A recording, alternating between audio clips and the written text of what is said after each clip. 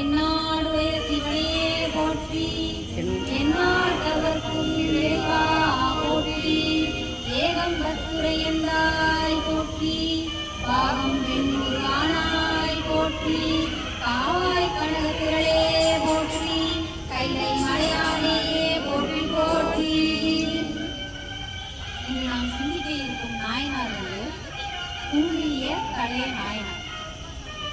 சுந்தரமூர்த்தி சுவாமிகள் இவரை குறிப்பிடும்போது கடவுளில் கலையன் தன் அடியாருக்கும் அடியன் என்று குறிப்பிட்டார். முன்பு கடவுள் என்று இருந்ததுதான் இப்ப திருக்கடையூர் என்று அழைக்கப்படுகிறார். இத்திருத்தலத்திலே அவதரித்தவர் இந்த கலைய நாயனார். இவருடைய இயற்பெயர் கலைய நாயனார். இவர் திருக்கடையூர் உள்ள அமிர்தகடேஸ்வரருக்கு தொடர்ந்து குங்குளியம் கலந்த தூபாராதனை காட்டுவார். அதனாலேயே அவருக்கு இந்த குங்குளிய கலைய நாயனார் என்ற அந்த சிறப்பு பெயர் இவருக்கு கிடைத்தது. இவர் தொடர்ந்து அவர் செல்வந்தர் தான், தொடர்ந்து கோவிலுக்கு சென்று அந்த தூபாராதனை காட்டிட்டு அதுக்கப்புறம் தான் தன்னுடைய பணிகளை அவர் தொடர ஆரம்பிப்பார். இவர் தொடர்ந்து செய்துக்கிட்டே இருக்கிறார் சுவாமிக்கு. அந்த எம்பெருமான் என்ன பண்றாரு, அவர் வறுமை என்னும் பதத்தை கொஞ்சம் கொடுக்குறாரு. அந்த வறுமை கூட சேர்க்கிறாரு, என்னன்னா பதம் தான் சொல்றாரு. அந்த வறுமை என்னும் பதத்தை கொடுத்த உடனே அதுலேருந்து அவர் செய்யறாரா இல்லைன்னா நம்ம ஒரு வறுமை வந்தாலும் கோயில் பக்கமே போகும். அந்த வறுமை என்னும் பதத்தை அவருக்கு கொடுக்குறாரு. கொடுத்த உடனே இவர் என்ன பண்றாரு, அந்த சுவாமிக்கு செய்யற அந்த சூரிய தூப ஆராதனை மட்டும் அவர் செய்யாம நிற்கிறதே தொடர்ந்து செய்துகிட்டே தான் இருக்காரு. காசை கொடுத்து வாங்கி கடையில செஞ்சுட்டு இருக்காரு. ஒரு குறிப்பிட்ட காலத்துக்கு அப்புறம் அவருக்கு காசு கொடுத்து வாங்குற அளவுக்கு கூட அவருக்கு கையில பண்ண கடையில போய் நாளைக்கு தரேன் அப்படின்னு சொல்லி அந்த குங்குளியத்தை வாங்கிட்டு போய் சுவாமிக்கு தூபாராதனை காமிச்சிட்டு வருவார். அப்புறம் வீட்டில் உள்ள வெள்ளி பொருள் மற்ற விலை உயர்ந்த பொருட்கள்லாம் இருக்கும், அதெல்லாம் எடுத்து கொண்டு போய் கடையில் கொடுத்துட்டு அந்த குங்குளியத்துக்குள்ள பைசாலாம் எடுத்து நீதி எதுவும் காசுன்னா நாளைக்கு நான் குங்குளியம் வாங்கிக்கிறேன்னு சொல்லிட்டு அவர் போயிடுவாங்க. வீட்டில் உள்ள எல்லா பொருள்களையும் கொஞ்சம் கொஞ்சமாக எடுக்கிறதுக்கு அவர் ரொம்ப எளிமையாக அடைகிறாரு. இருந்தாலும் அவர் செய்கிற அந்த கைங்கரியத்தை நிறுத்தவே தொடர்ந்து சுவாமிக்கு செய்துகிட்டே தான் இருக்கிறார். ஒரு நாள் மனைவி கூப்பிடுறாங்க, ஐயா இங்க வாங்க, நம்ம வீட்டுல குடும்பம் நடத்துறதுக்குன்னு எந்த பொருளுமே இல்லை, வீட்டுல எல்லாரும் பசியா இருக்கிறாங்க, சாப்பிடாம. எந்த பெண்ணும் செய்யாத ஒரு செயலை நான் செய்யறேன். கழுத்துல இருந்த காளியை மஞ்சள் கயிறு ஒன்று கட்டிக்கிட்டு கழுத்துல இருந்த காளியை கட்டி அந்த கலையனார் கையில கொடுக்குறாங்க, கணவர் கையில கொடுக்குறாங்க. கொடுத்து இதை நீங்க போய் கடையில கொடுத்துட்டு சமைப்பதற்கு தேவையான அரிசி பருப்பு உப்பு புளி மிளகாலாம் வாங்கிட்டு வாங்க. எல்லாருக்கும் ஒரு வேளையாவது நான் சமைத்து கொடுக்கணும், வருகின்ற அடியாளர்களுக்கு ஒரு வேளையாவது உணவு கொடுக்கணும். உங்களையும் எல்லாரையும் நல்லபடியா நான் பார்த்துக்கணும், எனக்கு அந்த கடமை இருக்கு. அதனால நீங்க போய் இந்த காளியை விட்டு நீங்க தானிய வகைகள் எல்லாம் வாங்கிட்டு வாங்க அப்படின்னு சொல்லி அனுப்பிட்டாங்க. இவர் போய் வழியில போயிட்டு இருக்கும்போது வாங்கலான்னு போகும்போது வழியில ஒரு வியாபாரியை உத்தரவு பார்த்தோன்னே அவர் என்ன வியாபாரம் பண்றீங்கன்னு கேட்கிறார். கேட்டோன்னா அவர் நான் இந்த குங்குளியம் வியாபாரம் பண்றேன் அப்படின்னு சொல்றாரு. சொன்ன உடனே இவருக்கு உடனே அந்த எம்பெருமான் ஞாபகம் இந்த குங்குளியத்தை எடுத்துக்கொண்டு போய் சுவாமிக்கு தூபாராதனை எவ்வளவு நல்லா இருக்கு அப்படின்னு சொல்லிட்டு காளியை அப்படியே கொடுத்துட்டு, அதாவது அப்பெல்லாம் பண்டமாற்று முறைன்னு ஒரு வழக்கு இருந்தது. பொருளை கொடுத்துட்டு அவங்க தேவைப்படுற பொருளை வாங்கிட்டாங்க. காளியை கொடுத்துட்டு அந்த காளிக்கு ஈடா எவ்வளவு குங்குளியம் தர முடியுமோ கொடுங்க அப்படின்னு சொல்லிடுறாரு. ஒரு மூட்டையா குங்குளியத்தை கொடுக்குறாரு. அவங்களுக்கு ஈடா நிறைய தானே வரும். மூட்டையா கொடுத்தோன்னே எடுத்து கொண்டாந்து வீட்டில் வைக்கிறாரு. வச்ச உடனே அவங்க மனைவி அரிசி பருப்பெல்லாம் வந்துச்சு போல இருக்கு. அப்பன்னு ஓடி எல்லாத்தையும் திறந்து பார்க்குறாங்க, எல்லாமே குங்குளியமா இருக்கு. இருந்தோடனே என்ன சாமி இப்படி பண்ணிட்டீங்க, பசியில இருக்காங்கன்னு சொல்லிட்டு நீங்க இப்படி வெறும் குங்குளியமா வாங்கிட்டு இருக்கிறீங்க அப்படின்னு உடனே வேற என்ன சொல்றாரு, நமக்கு என்ன செய்யணும்னா அது எம்பெருமானுக்கு தெரியும், எப்ப என்ன செய்யணும்னு எம்பெருமானுக்கு தெரியும். அதுக்காக அவருக்கு செய்ய வேண்டிய கைங்கரியத்தை நான் எப்போதும் நிறுத்த மாட்டேன் அப்படின்னு சொல்லிட்டு குங்குளியம் எடுத்துட்டு வந்திருந்தாரு. அதில் கொஞ்சம் எடுத்துக்கிட்டு கோவிலுக்கு போயிடுறாரு. தூபாராதனை காமிக்கணும்னு சொல்லிட்டு அவர் கோவிலுக்கு போயிடுறாரு. அவரை சாமிக்கு தூபாராதனை காமிச்சு அவர் அங்கே உட்காந்துறாரு.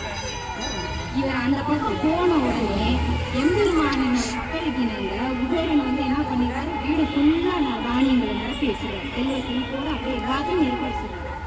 இவங்க உள்ள இருந்து மறுபடியும் வெளியில பார்க்கறதுக்குள்ள உள்ள எல்லாம் நிரம்பி இருக்கு.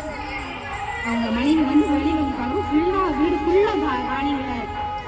எம்பெருமானுடைய கருணை போல இருக்குன்னு சொல்லிட்டு இவங்க உடனே எல்லாத்தையும் எடுத்துட்டு போய் விருந்து சமைக்க ஆரம்பிச்சாங்க. சமைச்சு குழந்தைகளுக்கெல்லாம் சாப்பாடு போட்டுட்டு வருகின்ற அடியார்களுக்கும் சாப்பாடு போட்டுட்டு கணவனை எதிர்பார்த்துட்டு வாசல்ல நிற்கிறாங்க.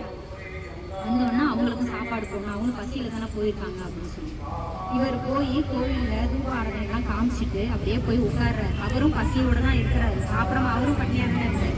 அந்த பசி மயக்கத்திலே நம்ம மனைவி என்ன கேட்டாங்க, சமைப்பதற்கு பொருள் இல்லைன்னு சொல்லி தானே வாங்கிட்டு சொன்னாங்க. அவங்ககிட்ட நம்ம இப்படி எல்லாம் சொல்லிட்டு நம்ம வந்துட்டோம்னா அந்த மனக்கவலையோட அப்படியே உட்கார்ந்து அப்படியே கண்ணா சொல்றாரு. அப்ப எம்பெருமான் வந்து அசரீரியா ஒழிக்கிறார்.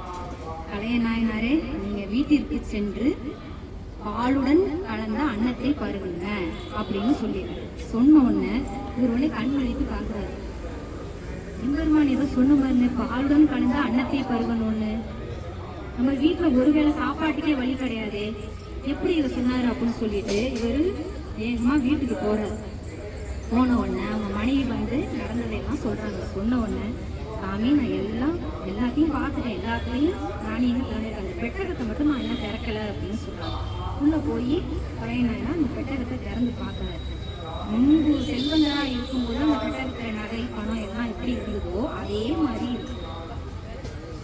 எம்பெருமான் வந்து மறுபடியும் சொல்றாரு அசரீரியா ஒழிப்பு, நீ எப்போதும் எந்த நிலையிலும் எனக்கு செய்ய வேண்டிய கைங்கரியத்தை நீ ஒரு நாளும் நிறுத்தல, இனிமேலும் நீ நிறுத்த வேண்டாம், நீ எப்போதும் போல செய்யலாம் அப்படின்னு சொல்லிட்டு அந்த செல்வ செழிப்போட அவர் தொடர்ந்து இன்னும் மகிழ்ச்சியா இன்னும் சந்தோஷமா அவரு சுவாமிக்கு செய்ய வேண்டிய கைங்கரியத்தை தொடர்ந்து செய்துக்கிட்டே இருக்கிறார். அப்படி செய்துகிட்டு இருக்கும்போது ஒரு நாள் வந்து இவருக்கு ஒரு செய்தி வரும். கலையநாயனார் திருப்பனந்தாள் என்கிற ஊர்ல வந்து எம்பெருமான் வந்து வளைந்த நிலையில இருக்கிறாரு, சாய்ந்த நிலையில இருக்கிறாரு அப்படிங்கிற செய்தி வந்து இவருக்கு வருது. வந்த உடனே இவர் உடனடியா அங்க போறாரு. எதுக்கு அவர் வளைந்த நிலையில் இருக்கு எம்பெருமான் இருக்காருன்னா அதுக்கு ஒரு வரலாறு. தாடகைங்கிற ஒரு பெண், அவ வந்து என்ன பண்ணுவான்னா தினமும் வந்து பூமாலை கட்டி கொண்டு போய் சுவாமிக்கு போடுறது அவள் வழக்கம். இன்னைக்கும் பூமாலை எல்லாம் கட்டி கொண்டு போய் சுவாமிக்கு போட போறாங்க. போடும்போது அவ வந்து இப்படி குண்டு போடலான்னு முயற்சி பண்ணி இப்படி போடும்போது அவளுடைய மேலாடை வந்து லேசா நழுவ ஆரம்பிச்சோன்னா அவளால போட முடியல. அந்த பூமாலையை இப்படியே வச்சுக்கிட்டு நின்றுடா, அப்படியே புரிஞ்ச மணிக்கு அப்படியே நின்றுடா. நின்ன உடனே எம்பெருமான் என்னன்னா பொறு அப்படின்னு சொல்லிட்டு அவங்க அம்மா இருக்கிற இடத்துக்கு வளைந்து அந்த மாலையை ஏற்றுக்கிறாங்க. அதனால அந்த எம்பெருமான் அந்த வளைந்த கோலத்துல அப்படியே அந்த காட்சி கொடுத்துட்டு அந்த நாட்டு சோழ மன்னன் என்ன பண்றாருன்னா இந்த எம்பெருமான் வளைந்த எம்பெருமானை வந்து நிமிற்ற வேணும் அப்படின்னு சொல்லிட்டு வளம் பொருந்திய யானையில கயிறை கட்டி அதை இழுத்து பாக்குறாங்க. அந்த லிங்கத்தை இழுத்து பார்த்தோம்னா அது நவரவே இல்லை, அந்த கோலத்திலே தான் இருக்கு. இன்னும் என்னென்ன செய்ய முடியுமோ எல்லா முயற்சியும் செய்து பார்க்குறாங்க, ஒண்ணுமே அது அசையல, அந்த கோலத்திலே தான் இருக்கு. உங்களுடைய கடையினார் அங்கேருந்து வர்றாரு, அதை பார்க்குறாரு இந்த கோலத்தை. சுவாமி நீ இப்படி இருக்கலாமா, நீ நிமிர்ந்தவன் ஆயிடுச்சே, நீ இப்படி வளைந்து இருக்கலாமா, ஒரு பெண்ணிற்காக நீ வளைந்தாய் அது சரி, அதுக்காக அந்த கோலத்திலே இருக்கலாமா, உன்னை வணங்கியவர்களை எல்லாம் நிமிற்றியவன் ஆயிடுச்சே.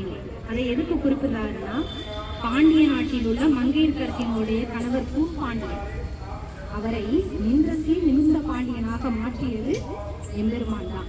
திருஞான சம்பந்தரி வேந்தனும் ஓங்குக என்ற வாக்கிற்கு இணங்க அவரை பூபாண்டியனாக இருந்தவர் நின்றத்தில் நிமிர்ந்த பாண்டியனாக மாற்றியவர் நம்ம எம்பெருமான். அவ்வாறு இருக்கையில் நீ இப்படி வளைந்து இருக்கலாமா அப்படின்னு சொல்லிட்டு, நீ நிமிர்ந்து இருந்தாதானே அழகு எங்களுக்கு பார்க்கும்போது, நீ நிமிர்ந்து விடு அப்படின்னு சொல்லிட்டு ஒரு கயிற்றுல பூக்களை சுற்றி அதை வந்து லிங்கத்துல சுத்திட்டு ஒரு முனையை அங்க சுத்திட்டு மறுமுனையை ஒரு கழுத்தில் சுத்திக்கிறார். கையில பிடிக்கல, கழுத்துல சுத்திக்கிட்டு என்னை இழுக்கும் போது என் உயிர் பிரிந்தாலும் பரவாயில்லை அப்படின்னு சொல்லிட்டு கழுத்தை கட்டி கொண்டு கழுத்தாலே இழுக்கிறார். இழுக்கும் போது இவர் இழுக்க இழுக்க இழுக்க அவருடைய பக்திக்கு கட்டுப்பட்டு எம்பெருமான் மெல்ல மெல்ல மெல்ல நிமிர்ந்து காட்சி கொடுத்தார். ஃபுல்லா நிமிர்த்தி நிமிர்ந்த எப்பொழுதும் நீங்க எப்படி இருக்குமோ அந்த குளத்துக்கு வந்துடுறாரு. ஊர் மக்கள் இதெல்லாம் பார்த்துட்டு அவங்களுக்கெல்லாம் ஒரே சந்தோஷம். எவ்வளவு பக்தி இருந்தா இப்படி நிமிர்ந்த கோலத்தில அவரை காமிக்க முடியும், ஒரு முயற்சி யானையாலே இழுக்க முடியலங்கிறப்ப அவருடைய பக்திக்கு கட்டுப்பட்டு அவர் நிமிர்ந்து நிற்கிறார் எம்பெருமான் அப்படின்னு சொல்லிட்டு சோழ மன்னனும் ஊர் மக்களும் குங்குளிய கலையனாரை எல்லாரும் சேர்ந்து வணங்கினாங்க. இனிமே நீங்க தான் இந்த ஊருக்கு வழிகாட்டி அப்படின்னு சொல்லி எல்லாரும் குங்குலிய கலைஞானத்தை வழங்குனாங்க. இப்போ உங்களுக்கு வந்து இதுல அவர் சின்ன ஒரு தூப ஆராதனை தான் காமிச்சார். அவர் ஒன்றும் பிரம்மாண்டமா நிறைய சாமிக்கு செய்யல, பெரிய தூப ஆராதனை தான் காமிச்சாரு. இருந்தாலும் அவர் எப்படி காமிச்சார்? வைராக்கியத்தோடு எந்த நிலையிலும் அவரை காமிக்கணுங்கிற அந்த சாமிக்கு செய்யணுங்கிறதுல வந்து அவர் எந்த நிலையிலும் அதை மாற்றிக்கல, அந்த எண்ணத்தை மாற்றிக்கல. சின்னதா இருந்தா கூட சாமிக்கு செய்யறத நம்ம தொடர்ந்து செய்துகிட்டே இருக்கும்போது அதுக்குள்ள பலனை அந்த எம்பெருமான் வந்து கண்டிப்பா கொடுக்கும். இந்த குங்குலிய கலைஞானத்துக்கு இன்னொரு சிறப்பு.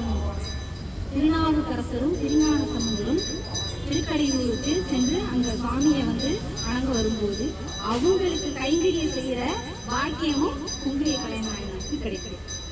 நாமும் இது போல சுவாமிக்கு வந்து தொடர்ந்து நம்மளால முடிஞ்சத நம்ம நிறைய செய்யணும்னு கிடையாது, நம்மளால தொடர்ந்து என்ன செஞ்சுட்டே இருக்க முடியுமோ அதை செஞ்சுட்டே இருக்க அவருடைய கருணையை முழுமையா நம்மளால பெற முடியும் அப்படின்னு சொல்லிட்டு திருச்சி